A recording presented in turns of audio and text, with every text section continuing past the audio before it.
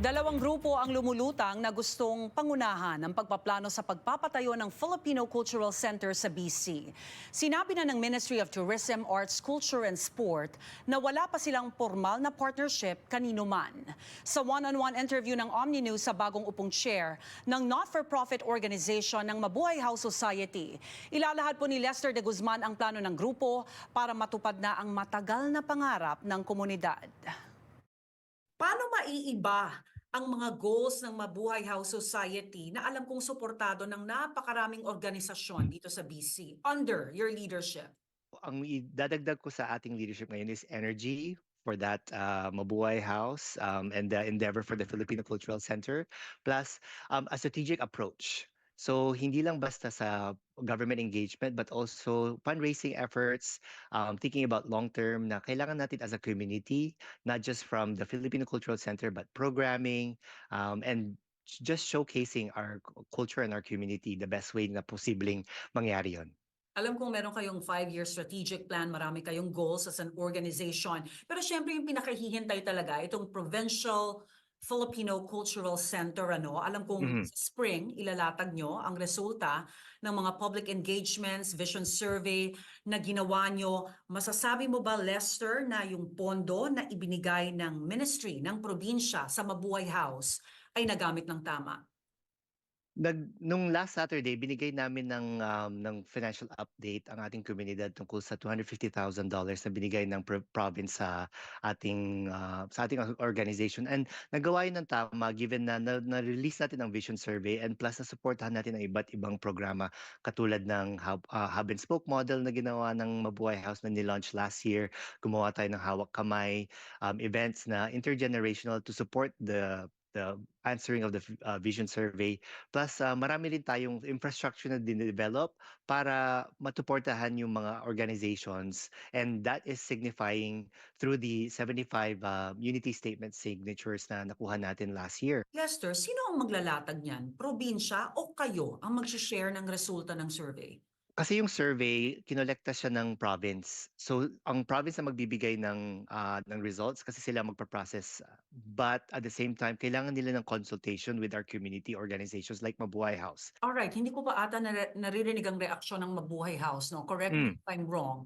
Doon sa statement ng tax na wala silang formal partnership sa anumang organisasyon pagdating sa pagpapatayo ng Filipino Cultural Center. Your reaction on that? They've been working with you, with Mabuhay House, with regard to public engagement, consultations, pero yung announcement na walang formal partnership. Well, technically, wala man talagang formal partnership ang ginawa ang province. Kahit na wala pa tayong solid partnership, yung representation as a board and as an organization to help inform yung kanilang next phases ng engagement, confident kami na ang Mabuhay House ang continuously magiging partner ng province and also ng federal government. Hopefully, kung pagdating sa the next phases of the engagement. Sa ngayon, wala pa talagang formal partnership kasi wala pang signed contract. Does Mabuhay House want to lead the building, the planning and the building of the Filipino Cultural Center? Yes or no? Yes, we want to be the lead for the Filipino Cultural Center and be the organization that consults sa ating government officials. But have you seen the results of the What We Heard report? Yeah, nabasa ko yung report ng Filipino BC and what we heard report. Very good survey results from their end. Um, but at the same time, like hindi siya yung survey results ng tax. And we're going by that survey results ng tax kasi ganun naman ang process ng Treasury Board. Kailangan manggagaling sa kanila yung data.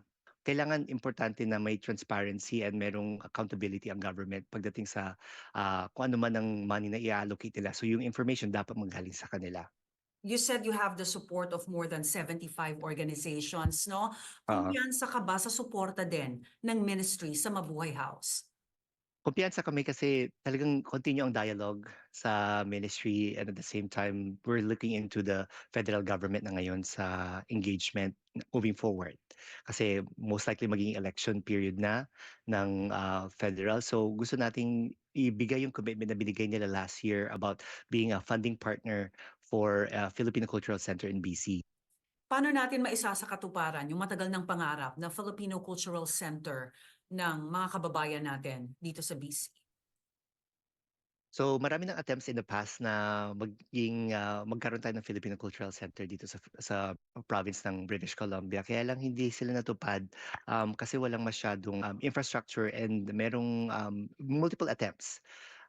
Pero sa atin, I think as we stand united and as yung vision and committed tayo through development of our leaders, proper engagement sa ating komunidad, mas magiging sustainable yung actual work. Hindi lang naman mabuhay ang gumagawa nun. I think maraming organizations na gusto mag-claim but as long as united tayo sa ating efforts and talagang we show up with the strategy and we show up with the intent na para saan talaga tong Filipino Cultural Center is for our next generation.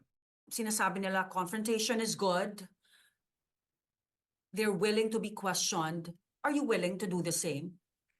Yes, very open kami sa mga questions nila and everybody else that's looking into our numbers and also looking into our plans. Kasi yun naman talaga ang kailangan na importante yung dialogue. So Mabuhay House will be willing to work with all organizations, and that includes Filipino BC. Yeah, we've tried attempts in the past to meet with them at the same time, like discuss it. We're still very open and making sure that all the voices are heard.